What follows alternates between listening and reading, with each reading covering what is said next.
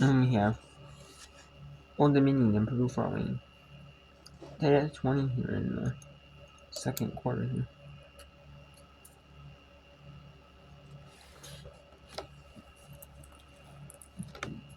And then we also have Coppin State 15-11 and Cleveland State here.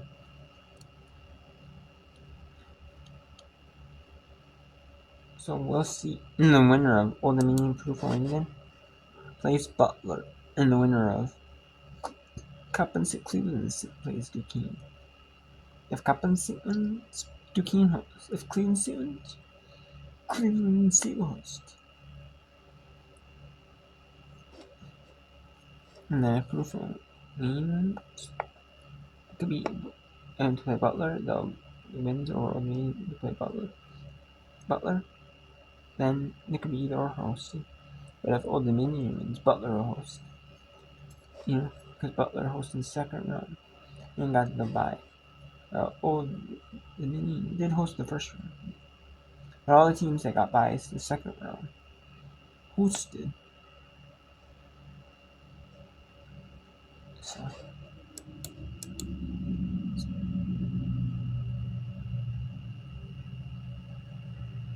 How well she's transitioned into her role here at Purdue Fort Wayne. It's her last go.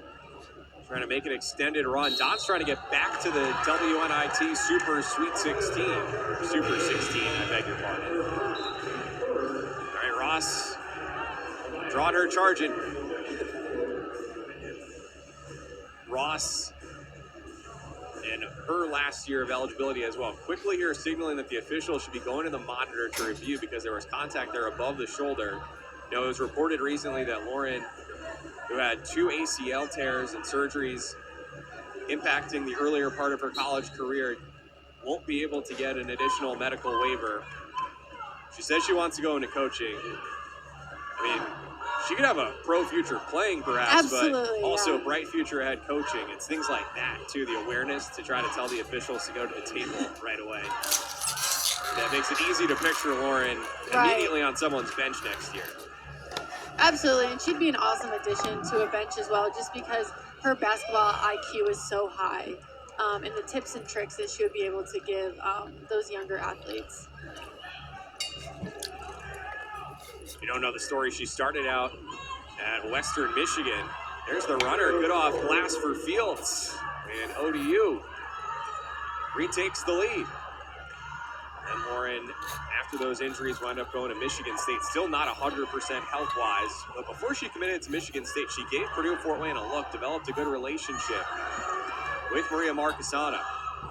Rebound by Buford, and she runs. Fielder, catch and shoot.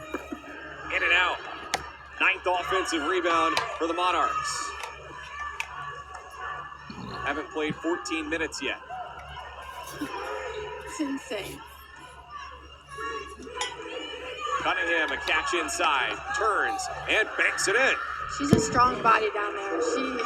She's backing them down. Yeah, one thing to understand here, we showed the individual team net rankings, and Purdue Fort Wayne has the highest net ranking of any team in the field here in the WNIT now. Freeman from the corner. Ross, offensive rebound. Freeman, buries it.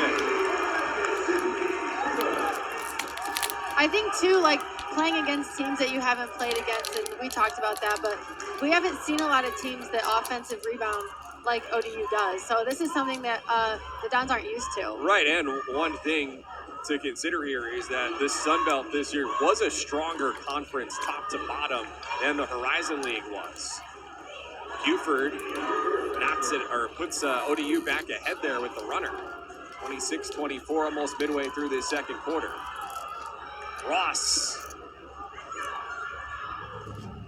The Sun Belt as a collective conference, 13th net ranking wise. Field step back.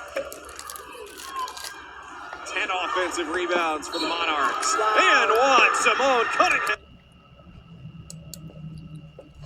Now let's go to some third place teams in their respective conferences in the regular season standings. Coppin State and Cleveland State.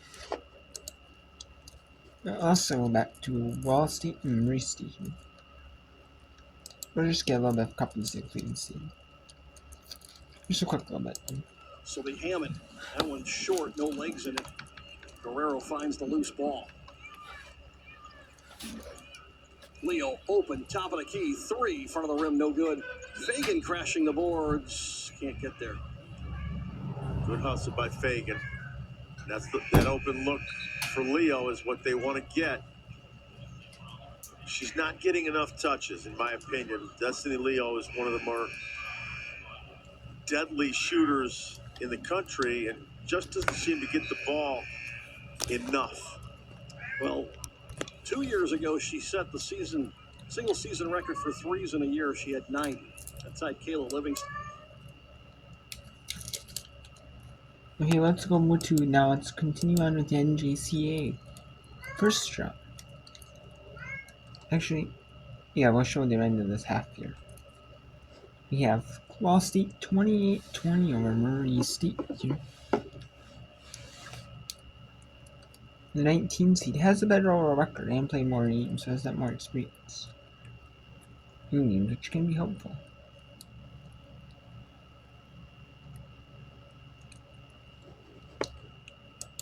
Figures, but it goes back to a very balanced amount of scores for this Wallace team and their top scores.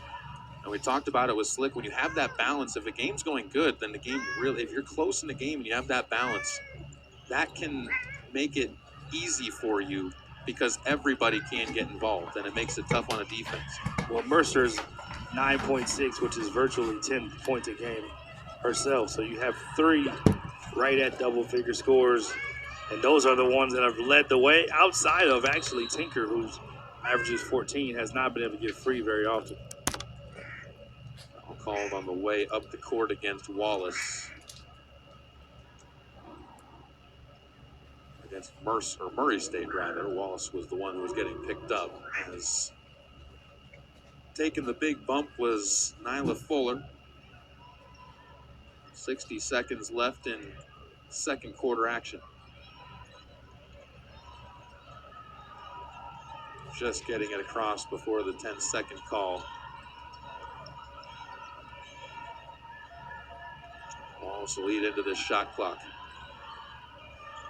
Looking for double figures on the lead. Layup short. Afu all the way in.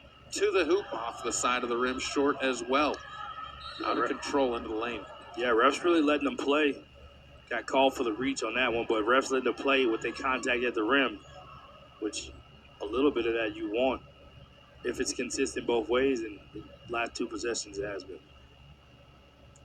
Foul is going to put the Lions to the free throw line, as that does push it over the limit on the amount of fouls. It's also the 3rd foul on Kashanti Gordon. See Tinker sub out and replaced by Heather Tetro, 5'1" freshman out of Coleman, Alabama.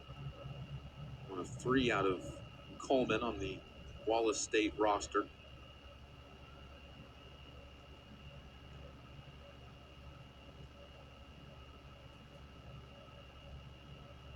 Free throw from Nyla Fuller pushes it to 9.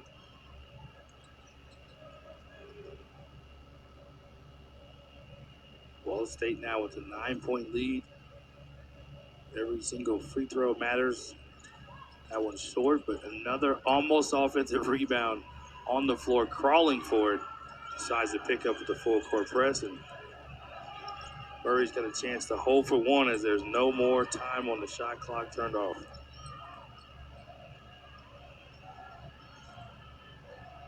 Garcia sets things into motion with 11 seconds. Takes an Afu screen. And then as she drives inside, Taja Bennett is going to get fouled, and see if they call this on the floor and shooting. It's going to be on the floor, so no shooting foul. And in a way, that's a smart foul for Wallace State, because with 5 seconds left to go, it puts Murray State into a quick shot action. Ball over the top, mishandled by Bennett, sent to Garcia. Shot at the horn, too strong, and we go to the half, 29-20. Wallace State keeps Murray State to just 6 points in the second quarter, a team that averages 80.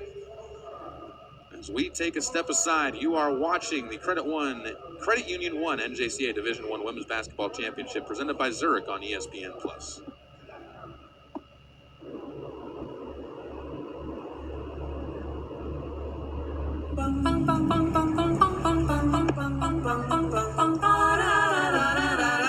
Oh, you can kiss me on a Monday, You want to get 2 more? Yeah. It's buy one, get one half off. Get 7 days of big deals. It's Target Circle Week. Okay, you got it. I'm thinking of buying a house. A house? By yourself? Are you sure? I don't know anyone that owns a house. Yeah, girl. I mean, it's a big commitment. You can make it work. I got this.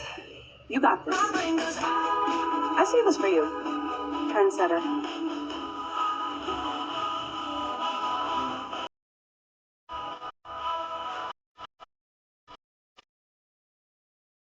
Mom, Dad, David. you have a twin brother we never told you about. Okay, so we'll go back to a little bit of, since these games are getting near the second half, the first half ending, and that Division 1 NJCA game is Division 1. It's again ending the first half, or is it the first half break? This is near the first, close to the first half break. 2:45 to go in the first half, and then this one is in the second quarter media time. So we'll go to that one here.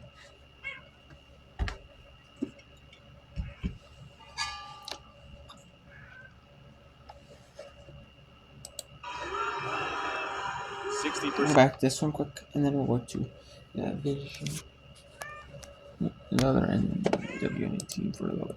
Coppin State, Cleveland State. The Horizon League hosting 2 games today. It's a pretty slow day though in overall basketball. Though, I mean, whether it's for college in general, whether it's men's or women. We do have the NGCA men's going on, and we also have the women's or the men's Division 2's quarters going on. We also have the Purple CBI college basketball t-shirt going on, semis going on, and then you also have the NIT. I'm gonna be if this was actually if some of these games would I think so slow it is in basketball that they'd actually be told by some ESPNU if the purple college basketball t-shirt was being televised.